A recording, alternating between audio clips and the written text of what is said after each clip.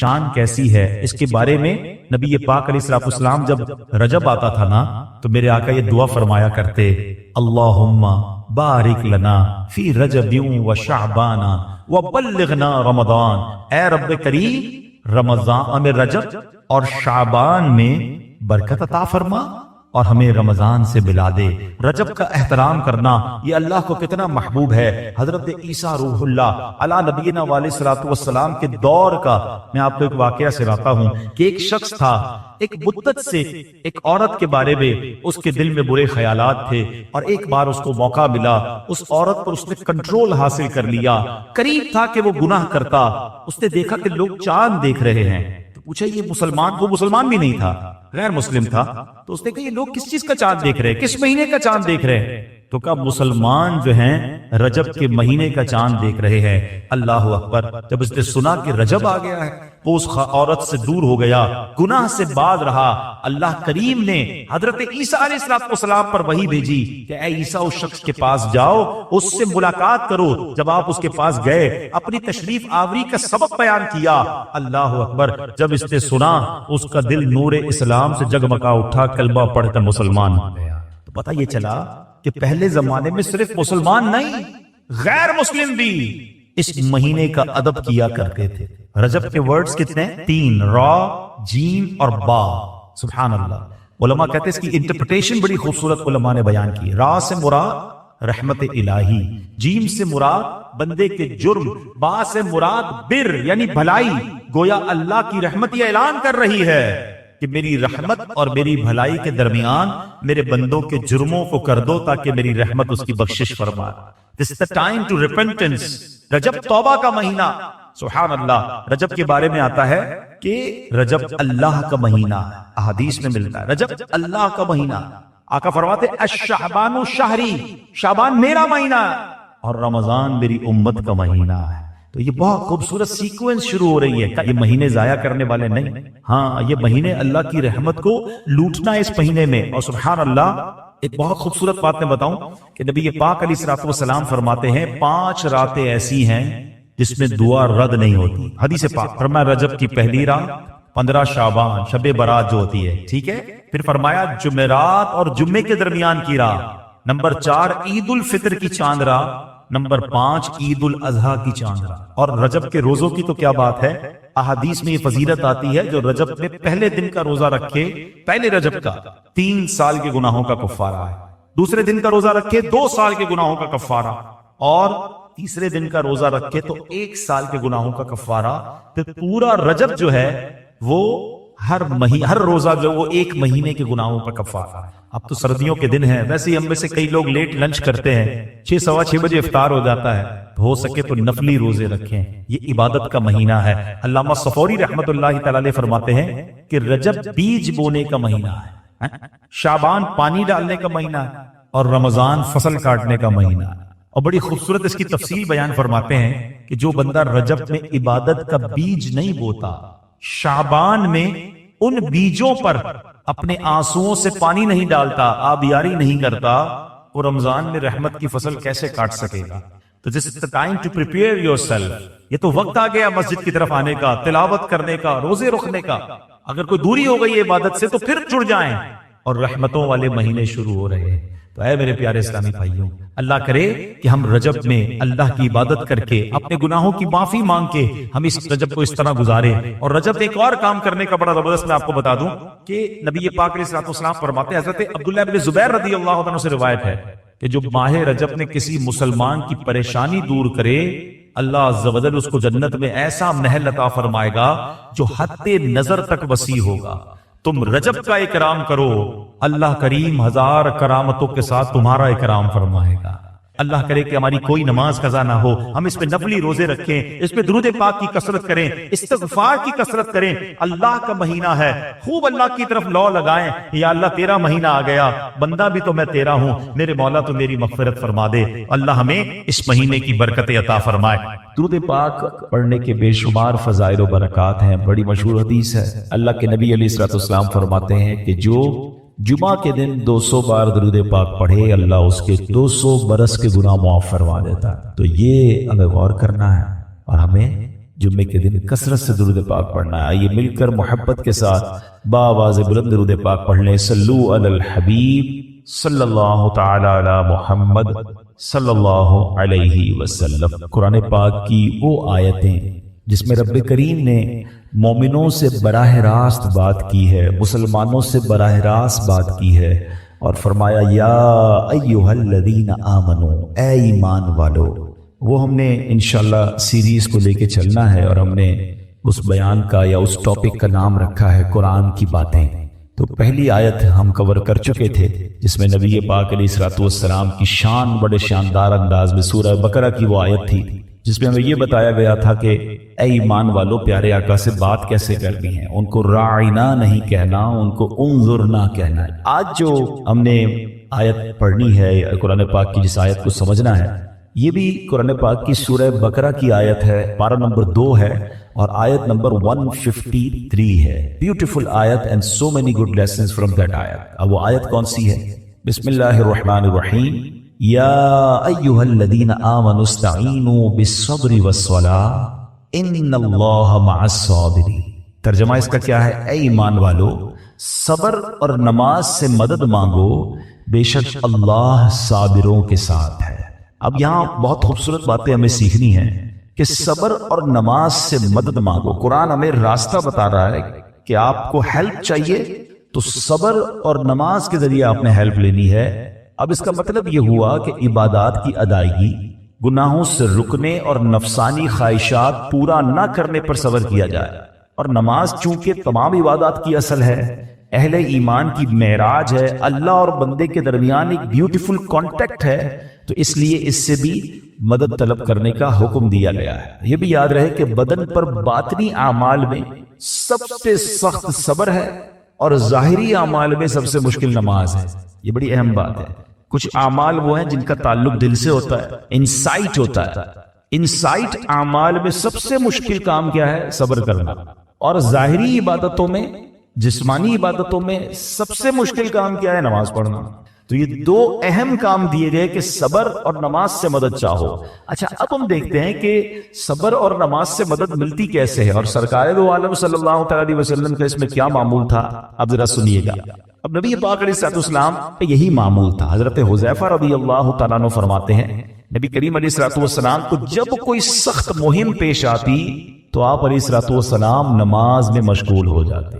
جب میں خود اس آیت کی کچھ دنوں پہلے تیاری کر رہا تھا، پر ایک نیا باب آنکھوں کے سامنے کھلا کہ یقیناً جب ہم پرابلم میں آتے ہیں، ہم دعا بھی کرتے ہیں، ہم لوگوں سے بھی کہتے ہیں، مگر کیا ڈائریکٹلی ہم نماز کی طرف جاتے ہیں؟ حالانکہ قرآن نے ہمیں پرابلمز کا سولوشن کیا دیا ہے کہ صبر اور نماز سے مدد چاہو۔ اب آگے چلیں، حضرت عمر فاروق کا بھی یہی عمل تھا کہ کوئی مشکل درپیش آتی تو آپ رضی اللہ تعالیٰ کو، اگر کبھی اسلامی فوجوں کے آنے میں تاخیر پتہ چلتی، یعنی آپ چونکہ جنگوں کے لیے فوجوں کو روانہ کرتے تھے، بہت شاندار اسٹریٹجک پلانر تھے، تو اب جب پہنچ گئی اور ایکسپیکٹیشن یہ تھی کہ فلاں ٹائم کو واپس آ جائے گی، اس زمانے میں ٹیلی فون تو تھا نہیں، انٹرنیٹ تو تھا نہیں کہ لوکیشن شیئر ہو جائے گی یا کال آ جائے گی کہ سر ہم یہاں رکے ہوئے ہیں۔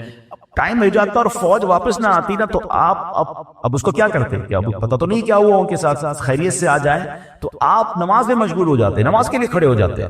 اب کیا ہمارے ساتھ کبھی ایسا ہوتا ہے کہ ہمارا بچہ کہیں گیا ہے، اس کی خبر نہیں آ رہی، یا کوئی چیز ہماری آنی ہے ابھی تک پہنچی نہیں ہے، یا کوئی اچھی نیوز نہیں آ رہی ہے، تو ہم کیا اس کے لیے نماز کی طرف جاتے ہیں؟ یہ نبی پاک کا ہمیشہ معمول رہا۔ حضرت عبداللہ بن محمد حنفیہ رحمۃ اللہ تعالی فرماتے ہیں کہ میں اور میرے والد ایک انصاری رشتہ دار کے پاس عیادت کرنے گئے۔ جب نماز کا وقت ہوا تو انہوں نے اپنے اہل خانہ میں سے کسی کو پکارا کہ اے لڑکی، وضو کا پانی لے آؤ اور ہمارے لیے نماز میں راحت پہنچاؤ، نماز پڑھ کر میں راحت پاؤں، جلدی سے وضو کا پانی لے آؤ۔ تو کہتے ہیں ہم نے ان انصاری شخصیت کے الفاظ پر بڑا تعجب کیا کہ نماز سے راحت کیسے ملتی ہے؟ تو انہوں نے کہا میں نے نبی پاک علیہ السلام کو فرماتے سنا ہے، اے بلال کھڑے ہو اور ہمیں نماز کے ذریعے راحت پہنچاؤ۔ It means namaz is relaxation for all of us. نماز is the way to solve your problem. آپ کو جب کوئی پرابلم آئے نا، آپ اللہ کی بارگاہ میں نماز کے لیے کھڑے ہو جائیں۔ مکروہ وقت نہیں ہے، آپ نوافل پڑھنا شروع کر دیں۔ آپ دیکھیں نماز ہیلپ کرے گی آپ کی، نماز سے آپ کے لیے راحتیں ہو جائیں گی۔ آپ کی حضرت عبد الرحمن بن عوف کتنے بڑے صحابی ہیں، رضی اللہ تعالیٰ، یہ وہ صحابی ہیں کہ جو عشرہ مبشرہ میں سے بھی ہیں، and he was billionaire on that time. سب سے امیر صحابہ میں جو نام آتے ہیں وہ حضرت عثمان غنی اور حضرت عبد الرحمن بن عوف رضی اللہ تعالیٰ کے نام آتے ہیں. آپ کا ایک بار بے ہوشی، غشی طاری ہوئی، انکانشیس ہو گیا، تو آپ کی والدہ نے کیا کیا؟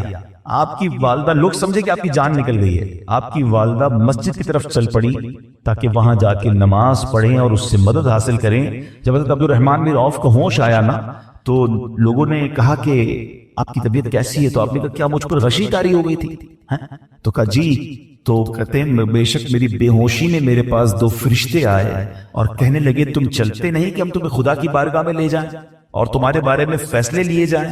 دوسرے فرشتے نے کہا انہیں لوٹا دو، یہ ان افراد میں سے ہے جن کے لیے ان کی ماؤں کے پیٹ میں ہی سعادت مندی لکھ دی گئی تھی، اور ان قریب اللہ تعالیٰ ان کے ذریعے ان کی اولاد کو جب تک چاہے گا نفع دے گا. اس کے بعد آپ رضی اللہ تعالیٰ 1 مہینہ مزید زندہ رہے، اس کے بعد انتقال ہوا. تو پتہ چلا کہ آپ کی والدہ نے نماز پڑھی، اللہ سے مدد مانگی اور آپ کو اللہ نے ایک نئی زندگی عطا فرمائی.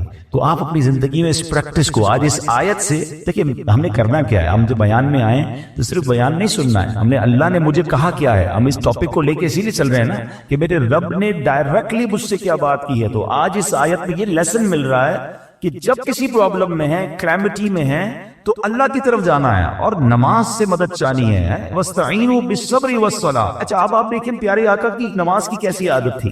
بادل گرجتے تھے، آندھی چلتی تھی، کسی بری خبر کی اطلاع آ رہی ہوتی تھی، نبی پاک نماز کی طرف چلے جاتے ہیں. اچھا آپ مجھے بتائیں نماز استسقاء کیا ہے؟ بارش نہیں ہو رہی ہے، پیارے آقا نماز پڑھا رہے ہیں.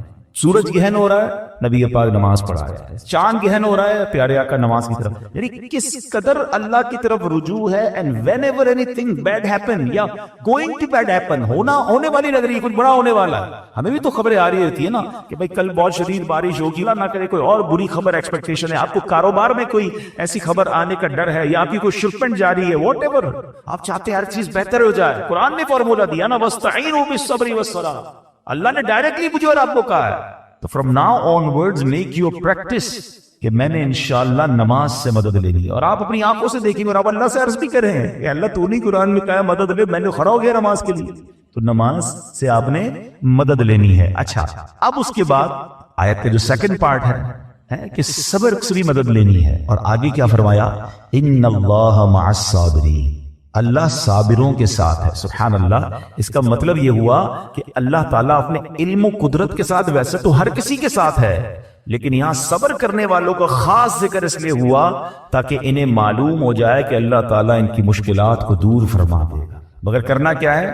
صبر کرنا ہے. اچھا اب صبر کے بارے میں 2 باتیں بڑی اہم ہیں کہ صبر نارملی ہم جب بھی صبر کے بارے میں سنتے ہیں تو صبر ہم کہتے ہیں یار تکلیف آئی ہے صبر کرو، یقیناً یہ بھی صبر ہے، مگر صبر کی ایک اور قسم بھی ہے جو اس سے بھی سپیریئر ہے، جو اس سے بھی افضل ہے.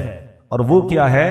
گناہ کے لیے دل چاہے، حرام کے لیے دل چاہے، نفسانی خواہشات برا کام کروانا چاہ رہی ہیں اور بندہ اس پر صبر کرے. یہ صبر جو ہے نا یہ شریعت کو اور محمود ہے اور بڑا افضل ہے کہ انسان کو جی چاہے کہ فلاں گناہ کرنا ہے مگر وہ اس پر صبر کرے. اور دوسرا صبر وہی ہے جو ہم جانتے ہیں کہ کوئی مصیبت آ جائے، کوئی آفت آ جائے، کوئی ہمارا اللہ نہ کرے کسی سے لڑائی ہو جائے، ہمیں کوئی برا بلا کہے، ہم اسے معاف کر دیں، صبر کریں. یا جسمانی تکلیف ہے، کاروبار میں پرابلم ہے، ہم اللہ کی رضا پر راضی رہیں. تو یہ 2 قسم کے صبر ہیں. اور جب کوئی بندہ صبر کرتا ہے نا تو قرآن و حدیث اور بزرگان دین کے اقوال سے میں اب آپ اس کے 10 فائدے بتانا چاہتا ہوں. میں کہتا جاؤں گا، آپ اللہ کے ذکر کی نیت سے سبحان اللہ بھی کہتے رہیں، جنت میں درخت بھی لگاتے رہیں. ٹھیک ہے؟ اللہ تعالیٰ صبر کرنے والوں کے ساتھ ہے. صبر کرنے والے کو اس کے عمل سے اچھا اجر ملے گا، صبر کرنے والے کو بے حساب اجر ملے گا. صبر کرنے والوں کی جزا دیکھ کر قیامت کے لوگ حسرت کریں گے. صبر کرنے والے رب کریم کی طرف سے درود و ہدایت اور رحمت پاتے ہیں. صبر کرنے والے اللہ کو محبوب ہیں. صبر آدھا ایمان ہے. صبر جنت کے خزانوں میں سے ایک خزانہ ہے. صبر کرنے والے کی خطائیں مٹا دی جاتی ہیں اور صبر ہر بھلائی کی کنجی ہے. اب آتے ہیں ان دونوں صبر کو تھوڑا سا ڈیفائن کرتے ہیں. ایک نفسانی خواہشات، گناہ کا جی چاہتا ہے، کیونکہ نفس ہے نا وہ تو ہر وقت موج مستی چاہتا ہے، وہ تو ہر وقت چاہتا ہے جناب بس یہ بھی کام کر لوں وہ بھی کر لوں. اب مجھے یہ دیکھنا ہے کہ میرا یہ کام اللہ کو راضی کرے گا یا رب کو ناراض کر دے گا. لیکن جو نفسانی خواہشات پر صبر کرتا ہے نا، گناہ سے اپنے آپ کو بچاتا ہے. قرآن کیا کہتا ہے؟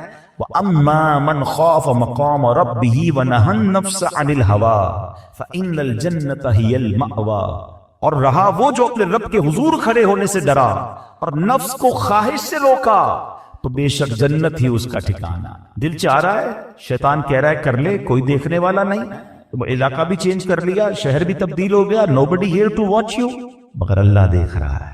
اچھا نارملی اگر غور کریں گناہ کرتے کیوں ہیں؟ جتنے بھی گناہ ہیں، what ever the list of گناہ اٹھائیے، کوئی شراب پیتا ہے، کوئی بدکاری کرتا ہے، معاذ اللہ، کوئی جوا کھیلتا ہے، کوئی جناب بے حیائی کرتا ہے، گندی چیزیں دیکھتا ہے یا جھوٹ بولتا ہے، واٹ ایور، ان تمام گناہوں میں تھوڑی سی لذت ہے، ٹیسٹ، ٹھیک ہے؟ غیبت میں بھی ٹیسٹ ہے، بلکہ کتابوں میں آیا کہ غیبت میں شراب سے بھی زیادہ مزہ ہے، جبھی تو بندہ چھوڑتا نہیں ہے۔ اچھا لیکن تمام ٹیسٹ میں ایک بڑی اہم بات اب میں کہنے جا رہا ہوں، یہ بزرگ نے بڑی کمال کی ون لائنر ہمیں دے دیا ہے، وہ کہتے ہیں کبھی بھی لذت کے لیے گناہ مت کرنا، کیونکہ لذت ختم ہو جائے گی، گناہ کا جواب اور پنشمنٹ باقی رہ جائے گی۔ اب آپ اس فارمولے کو سامنے رکھیں کہ جب بھی ہم گناہ کرتے ہیں فیو منٹس یا فیو آورز کی ایک انجوائمنٹ ہے، آفٹر دیٹ انجوائمنٹ ختم، مگر اس کا جواب باقی ہے، عذاب باقی ہے، اللہ نہ کرے اللہ ناراض ہوا تو پنشمنٹ باقی ہے۔ تو کیا فرمایا؟ انجوائمنٹ کے لیے گناہ مت کرنا، انجوائمنٹ ختم ہو جائے گی، عذاب باقی رہ جائے گا۔ اور اگلا سینٹنس کتنا خوبصورت ہے، فرماتے ہیں کبھی بھی تکلیف کی وجہ سے نیکی مت چھوڑنا، تکلیف ختم ہو جائے گی، اجر باقی رہ جائے گا۔ اب مثال دیتا ہوں، اس کے دو تین ایگزامپل سمجھیے۔ گناہ کی ایگزامپل تو آپ سمجھ گئے کہ کوئی بھی تھوڑی دیر کا گناہ کرتا ہے، لذت پاتا ہے، وہ گناہ ختم، عذاب باقی۔ اب نیکی میں کیا ہوتا ہے؟ فجر کے لیے اٹھنا، نیند آ رہی ہے، دل نہیں چاہ رہا، آپ اٹھے، آپ نے وضو کیا، فجر پڑھا، وہ اٹھنے کی تکلیف تو ختم ہو گئی نا، واپس سونا تو سو جائیے، مگر فجر کا اجر اور ثواب باقی رہ گیا ہے۔ رمضان کے روزے ڈیفیکلٹ ہیں، لیکن افطار کے بعد تکلیف ختم ہو جاتی ہے، ہم کھاتے پیتے ہیں، موج کرتے ہیں، مگر ثواب باقی رہ جاتا ہے۔ کبھی کبھی آپ کو کوئی مسجد میں بلاتا ہے، یار چلو بھائی بیان ہو رہا ہے، اجتماع ہو رہا ہے، کوئی نیکی کی بات ہو رہی ہے، نہیں یار دل نہیں چاہ رہا، آپ آ گئے، آدھے ایک گھنٹہ بیٹھے پھر چلے گئے، وہ آپ کا جو ٹینشن تھا یا پریشر تھا وہ ختم ہو گیا، مگر ثواب باقی رہ گیا۔ تو اب اس فارمولے کو یاد رکھیے گا، جب بھی گناہ آپ کی طرف آئے نا، آپ سوچیں کتنی دیر کا فائدہ ہے؟ 1 گھنٹہ دوستوں کے ساتھ بیٹھوں گا، بری باتیں کروں گا، 2 گھنٹے فلم دیکھوں گا، 2 ڈھائی 3 گھنٹے، بس اس کے بعد جواب تو باقی ہے نا، قیامت تک اللہ کو جواب دینا پڑے گا۔ نہیں یار مجھے انجوائمنٹ کے لیے گناہ نہیں کرنا۔ اور جب کوئی نیکی کا کام آئے اور آپ کو لگے یار دل نہیں چاہ رہا، مزہ نہیں آ رہا، بوریت ہوگی، چھوڑنا یار، تو بندہ سوچے کتنی دیر کی نیکی ہے؟ آدھے گھنٹے کی، 1 گھنٹے کی، بس 2 گھنٹے کی، اور ثواب باقی رہ جائے گا۔ Let's do it. اگر یہ بات سمجھ آ گئی نا آپ کو، تو انشاءاللہ دیکھیے گا گناہ سے بچنا اور نیکیاں کرنا آسان ہو جائے گا۔ تو اب کیا فرمایا قرآن نے کہ جس نے اپنے نفس کو روکا، کیا خوبصورت آیت ہے، وَأَمَّا مَنْ خَافَ مَقَامَ رَبِّهِ وَنَهَى النَّفْسَ عَنِ الْهَوَىٰ، اب رہا وہ جو اپنے رب کے حضور کھڑے ہونے سے ڈرا اور نفس کو خواہش سے روکا تو بے شک جنت ہی اس کا ٹھکانہ ہے۔ اور ایک اور جگہ کمال سے فرمایا وَلِمَنْ خَافَ مَقَامَ رَبِّهِ جَنَّتَانِ، مبارک ہو ان کو جو اللہ سے ڈرتے ہیں نا، صبر کرتے ہیں، گناہ نہیں کرتے، رک جاتے ہیں۔ قرآن کہتا ہے جو اپنے رب کے حضور کھڑے ہونے سے ڈرے اس کے لیے 2 جنتیں ہیں، ایک نہیں 2 جنتیں ہیں۔ سورہ رحمان کی آیت ہے۔ تو پتا چلا کہ نفس کو روکنا یہ آسان بھی نہیں ہے، ہاں دل بہت چاہتا ہے، مگر یہ صبر جو ہے نا، ان اللہ مع الصابرین کا جو معراج ہے، جو ٹاپ آف دا لسٹ صبر ہے، وہ یہ صبر ہے۔ اچھا اب آتے ہیں ایک اور صبر کی صورت کہ اب آپ کو کسی نے غصہ دلا دیا، برا بھلا کہا، یا آپ کے مزاج کے خلاف بات ہو گئی، اب آپ نے روکنا ہے اپنے آپ کو، اب غصے کا اظہار نہیں کرنا، لڑائی نہیں کرنی، گالی کا جواب گالی، اینٹ کا جواب پتھر، انگریزی کا مقولہ ہے نا ٹٹ فار ٹیٹ، جیسے کو تیسا، یہ ہماری شریعت ہمیں نہیں سکھاتی۔ اچھا آج کل کسی کو کہو نا یار آپ کیوں یار لڑائی کر رہے ہیں، بھائی میں جواب نہ دوں تو لوگ سمجھیں گے کمزور آدمی ہوں، مجھے اپنا روب بھی تو رکھنا ہے، میں بھی تو پتا چلے کون ہوں، اپنا بتاؤں تو صحیح کون ہوں۔ سچی بات پتہ کیا ہے، جو ٹٹ فار ٹیٹ کرتا ہے، گالی کا جواب گالی سے دیتا ہے نا، وہ واقعی بتا دیتا ہے وہ کون ہے، وہ اپنا تعارف کروا رہا ہوتا ہے کہ یہ بھی ایسا ہے، میں بھی ویسا ہی ہوں، او بھائی۔ اچھا پھر ایک اور عجیب جملہ بڑا مشہور ہے آج کل، جناب ہم شریف کے ساتھ شریف ہیں، ہم بدماش کے ساتھ بدماش ہیں۔ مجھے آج تک سمجھ نہیں آئی یہ کون سا بٹن لگا ہوا ہے آپ کے اندر کہ شریف کے ساتھ آپ شریف ہو جاتے ہیں، بدماش آتا تو آپ بھی بدماش ہو جاتے ہیں۔ جناب والا شریف آدمی شریف کے ساتھ بھی شریف ہوتا ہے، بدماش کے ساتھ بھی شریف ہوتا ہے، جب بھی تو وہ غلط آدمی اچھا ہوگا نا۔ نبی پاک علیہ الصلوۃ والسلام نے گالیاں سن کر دعائیں دی ہیں، پتھر برسانے والوں کو بھی دعائیں دی ہیں، مگر ہم تو تیار ہی رہتے ہیں یار میں بتاؤں گا اس کو میں کون ہوں، ایک گالی دی ہے میں اس کے ساتھ پشتوں کو گالیاں دوں گا، تو پھر آپ بھی ویسے ہی ہو گئے نا جناب۔ حدیث پاک کیا ہے، who is more stronger, who is more powerful، اللہ کے حبیب علیہ السلام فرماتے ہیں کہ بہادر وہ نہیں، یہ بخاری شریف کی حدیث ہے، بہادر وہ نہیں جو پہلوان اور دوسرے کو پچھاڑ دے، بلکہ بہادر وہ ہے جو غصے کے وقت اپنے آپ کو قابو میں رکھے۔ اصل بہادری یہ ہے۔ تو اگر آپ نے واقعی صبر سے مدد لینی ہے، ان اللہ مع الصابرین کا مجدہ لینا ہے، تو بدلے نہیں لینا ہے، معاف کرنا ہے۔ ذرا مل کر میرے ساتھ شب قدر کی دعا دہرائیے گا، اللہم انک عفو کریم تحب العفو فاعف عنی، اللہم انک عفو کریم تحب العفو فاعف عنی، اللہم انک عفو کریم تحب العفو فاعف عنی۔ What is the meaning؟ اس دعا کا معنی کیا ہے؟ اللہم انک عفو، اے اللہ تو معاف کرنے والا ہے، تحب العفو معافی کو پسند کرتا ہے، فاعف عنی، اللہ مجھے بھی معاف۔ ہم کیا کہہ رہے ہیں اللہ سے؟ اللہ مجھے معاف کر دے، میرے سارے اگلے پچھلے گناہ معاف کر دے۔ مگر دیر از اے کوسچن، آپ نے معاف کر دیا سب کو؟ بندہ کہتا نہیں، میں تو انتظار میں بیٹھا ہوں، میں تو موقع کی تلاش میں، بس موقع ملے پھر بتاؤں گا میں کون ہوں۔ ہاتھ میں آ نہیں رہا بندہ، ٹرائی کر رہا ہوں کسی جگہ آ جائے، بس کوئی اس کے پیسے ویسے آ جائیں، کوئی اس کا معاملہ میرے پاس آ جائے، بس پھر دیکھو کیا کرتا ہوں۔ بیٹھے اس انتظار میں بیٹھے بہت سارے لوگ، مان لے یار، یعنی دشمنیاں پالی ہوئی ہیں، رشتہ داریاں کاٹی ہوئی ہیں، دوستوں کے پاس جا نہیں رہے ہیں، میاں بیوی میں لڑائی ہے، ایک سوری کے لیے بیوی گھر بیٹھی ہے، وہ کہتی شوہر سوری کہتے تو میں آ جاؤں گی، شوہر کہتا ہے بیوی معافی مانگ لے تو میں لے آؤں گا۔ ارے بھائی کوئی بھی آگے بڑھ کے معافی پکڑ لو بھائی، اللہ سے معافیاں مانگ رہے ہو، بندوں کو معاف کرنے کے لیے کوئی تیار نہیں ہے۔ مجھے خود بتائے نا یہ کیسی دعا ہے کہ اے اللہ تو مجھے معاف کر دے، میں نے کسی کو معاف نہیں کرنا، یہ بنتی ہے دعا؟ اللہ سے پتہ ہے کیا؟ تم تو میری قیمتی گاڑی ہے، قیمتی موبائل ہے، قیمتی اشیاء ہے، اس کی حفاظت کی فکر کرتے ہو۔ سب سے زیادہ قیمتی کیا ہے میرے اور آپ کے پہ؟ وہ ایمان ہے، اور ایمان بہت سارے طریقوں سے چھن سکتا ہے۔ ایک تو یہ ہے کہ بندہ دعا کرے، اس کی وجہ کیا ہے کہ ہمارا سب سے بڑا دشمن قرآن کہتا ہے انہ لکم عدو مبین، شیطان اوپن اینیمی۔ قرآن کہتا ہے شیطان پتہ کیا چاہتا ہے؟ الٹیمیٹ گول شیطان کا کیا ہے کہ وہ تو جہنم میں جائے گا، بے ایمان ہے، وہ چاہتا ہے میں ان کا بھی ایمان کسی طرح چھین لوں اور یہ بھی میرے ساتھ جائیں۔ تو اب اس کے پلانز ہیں، اس پلانز کو سمجھنا ہوگا۔ برے خاتمے کے اسباب میں علماء کہتے ہیں بری صحبت، گناہوں کی تکرار، بار بار ہر وقت گناہ کرتے رہنا۔ حدیث پاک میں آتا ہے جب بندہ ایک گناہ کرتا ہے اس کے دل پر ایک سیاہ ڈاٹ لگ جاتا ہے، دوسرا کرتا ہے پھر تیسرا کرتا ہے پھر ایک ڈاٹ، کرتے کرتے کرتے پورا دل ہی سیاہ ہو جاتا ہے۔ اب اس پر ہدایت کی کوئی بات اثر نہیں کرتی۔ ایسے بھی کئی لوگ ہوتے ہیں جب بھی دین کی بات کرو انہیں الجھن شروع ہو جاتی ہے، چڑ آتی ہے، قرآن کی بات کرو، حدیث کی بات کرو، برا لگتا ہے، وہ کہیں بیٹھ نہیں سکتے دین کی محفل میں۔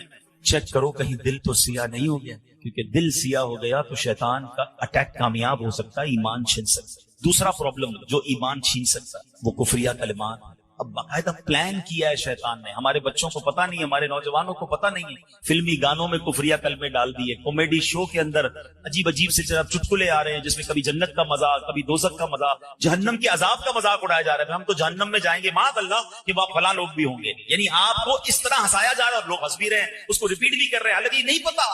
ان تمام چیزوں میں ہماری ایک لمٹ ہے، ہم اس لمٹ کو کراس کریں تو دائرہ اسلام سے خارج ہو سکتے۔ تو ہمیں ان تمام چیزوں کا علم، بری صحبتوں سے بچنا ہے، بولتے سے پہلے خیال کرنا، ہر جگہ بولنا نہیں ہوتا، ہر بات میں آپ اپنی لب کشائی نہیں کر سکتے۔ بہرحال یہ ٹاپک تو بہت لمبا ہے، لیکن میں ایک مشورہ دے دیتا ہوں، پھر اگلی ٹاپک پر آتا ہوں۔ ایک کتاب میں آپ کو سجیسٹ کرتا ہوں، one of the beautiful book on that subject, بلکہ میں کہوں کہ صدیوں میں ایسی کتاب نہیں لکھی گئی ہے۔ اللہ سلامت رکھے امیر اہل سنت، فاؤنڈر آف دعوت اسلامی مولانا الیاس قادری صاحب کو، کتاب کا نام ہے کفریہ کلمات کے بارے میں سوال و جواب۔ آپ بلیو کریں، ایک بار اس کتاب کو پڑھ لیں، کہتے ہیں نا ذہن کی کھڑکیاں کھل جائیں گی کہ یار یہ جملے تو مذاق میں کہہ رہے ہوتے ہیں، ہم تو دوستوں میں بیٹھ کے کہہ رہے ہوتے ہیں، ہمیں پتہ ہی نہیں ہے، مگر وہ جملے بعض اوقات زبان سے نکلتے ہیں جو بندے کو ایمان سے خارج کرتے ہیں۔ یہ شاکی پلان کر کے داخل کیے گئے ہماری گفتگو میں، ہمارے محاوروں میں، ہمارے جناب فلموں ڈراموں کے اندر۔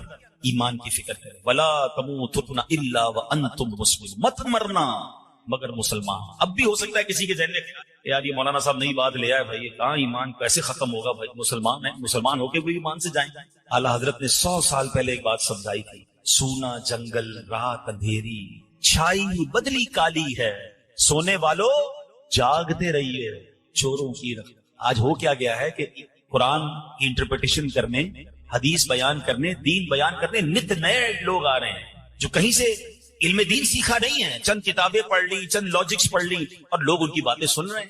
اور یہی تو وہ ایمان کے ڈاکو ہیں کہ جو آپ کے دل میں ایک ایسی سوئی چبو دیں گے کہ کسی کو اولیاء کرام سے دور کریں گے، کسی کو صحابہ سے دور کریں گے، کسی کو علماء سے دور کریں گے۔ الٹیمیٹ گول یہ ہے کہ انہیں اسلام سے دور کرنا ہے۔ آپ کی پہلے بنیادیں ہلکی ہوں گی نا. جب آپ اولیاء سے بھی دور، صحابہ سے بھی دور، علماء سے بھی دور ہو جائیں گے، اینڈ آف دا ڈے اسلام سے بھی دور ہو جائیں گے. یہ پلان ہے، آپ لوگ سمجھ نہیں رہے اور انہیں سنی جا رہے ہیں. ہمیں دین بھی ان سے سیکھنا ہے جو باقاعدہ سرٹیفائیڈ عاشق رسول علماء کرام، تاکہ ہمارے دین کی اساس مضبوط رہے. کبھی آپ نے یہ کیا کہ آپ کا گھر بنانا ہو اور آپ کہیں یار ڈاکٹر دوائی بڑی اچھی دیتا ہے، جب جاتا ہوں علاج ٹھیک ہو جاتا ہے، چلو گھر بھی اسی سے بنا لیتا ہوں. آپ کہیں گے نہیں یار ڈاکٹر اچھا ہے مگر بلڈر نہیں ہے. ایک بلڈر سے گھر بنایا، اس نے گھر بہت اچھا بنایا، اس نے گھر بڑا اچھا بنایا، بقرعید میں جانور بھی اسی سے کٹوا لیتے ہیں. کہ نہیں یار وہ کسائی تھوڑی ہے، وہ بلڈر. تو یو نو کہ جس کا جو کام ہے وہ اس سے سیکھتے ہیں. دین بھی اس سے سیکھے نا، کہ جو دین کا ایکسپرٹ ہو، جس کی جو مرضی سوشل میڈیا پر آ کر بیان شروع کیا، ہم نے سننا شروع کیا اور کنفیوز ہونا شروع کیا. یہی تو پلان ہے کہ کہیں کوئی کوشش کر رہا ہے ان کے دل سے عشق رسول نکالا دیں، کوئی کوشش کر رہا ہے اولیاء کی محبت نکال دیں، کوئی کوشش کر رہا ہے صحابہ کی محبت نکال دیں، کوئی چاہتا ہے اہل بیت امام حسین کی محبت دل سے نکالے. سارے پلانز ہیں. دیکھیں ہمیشہ کوئی نہیں کہے گا اللہ کی محبت دل سے نکالو، کوئی نہیں کہے گا اسلام سے پھر جاؤ. وہ پہلے آپ کی بنیادیں کاٹ رہے ہیں کہ ایک ایک کر کے یہ ساری بنیادیں کٹیں. آخری الٹیمیٹ گول ایمان ہے. تو پلیز ان چالوں کو سمجھیے. اعلیٰ حضرت نے کہا تھا آنکھ سے کاجل صاف چرا دیں، یہاں وہ چور ملاقے ہیں، تیری گٹھڑی تاکی ہے اور تو نے نیند نکلی. آنکھ سے کاجل کون چرا سکتا ہے؟ اتنے شاطر ہیں کہ کاجل بھی چوری ہو جائے گا، آنکھ کو پتہ بھی نہیں چلے گا. یہی ہو رہا ہے کہ دین کے نام پر ایمان چھیننے کی کوشش ہو رہی ہے. But nobody care. ایسا نہ کریں. علماء کرام سے مربوط رہیں، عاشقان رسول علماء کرام کی صحبت اختیار کریں، انشاءاللہ ایمان مضبوط رہے گا. اور باتیں تھیں مگر میں ایک عشق والی بات پر اب اپنا بیان ختم کرتا ہوں. شفاعت حاصل کرنی ہے نا، تو ایک ایسی جگہ ہے جہاں چلے جاؤ شفاعت واجب ہو جائے. آقا فرماتے من زار قبری وجبت لہ شفاعت، جس نے میرے روزے کی زیارت کی اس پر میری شفاعت واجب. آئے ہائے، یہ وہ دربار ہے جہاں جاؤ تو شفاعت واجب ہو جاتی ہے. اچھا مدینے کی زندگی بھی نرالی، مدینے کی موت بھی نرالی. آقا فرماتے تم میں سے جس سے ہو سکے مدینے میں مرے، کہ جو مدینے میں مرے گا میں اس کی شفاعت کروں. ادھر کی موت بھی نرالی. اعلیٰ حضرت کہتے ہیں نا طیبہ میں مر کے ٹھنڈے چلے جاؤ آنکھیں بند، سیدھی سڑک یہ شہر شفاعت نگر کی ہے. تو مدینے جایا اور یاد رکھیے، اس کی تڑپ رکھیے، اس کی دعا کیجیے، اس کی التجا کیجیے. اگر کوئی مجھے غریب سن رہا ہے نا، اب دل میں یہ خیال آ رہا ہے کہ یار مدینے تو امیر جا سکتے ہیں، اتنے سارے پیسے، پاسپورٹ، ٹکٹ، تو یہ آپ کی بھول ہے. مدینہ پیسے سے نہیں جاتا. ہاں میں نے اربوں پتی دیکھے ہیں، ساری دنیا دیکھی ہے، مدینہ نہیں دیکھی. اور کئی غریب دیکھے ہیں جن کے پاس رہنے کو گھر نہیں ہے. آقا نے کئی بار انہیں مدینہ دکھا دیا. کہاں کا منصب، کہاں کی دولت، قسم خدا کی ہے یہ حقیقت ہے. جنہیں بلایا ہے مصطفیٰ وہی مدینے کو، مدینے جانے کے بہانے ڈھونڈا. ہاں مدینے نہ جانے کے بہانے نہیں ڈھونڈا کر. لوگ کہتے ہیں یار ابھی ذرا کاروبار سیٹ ہو جائے،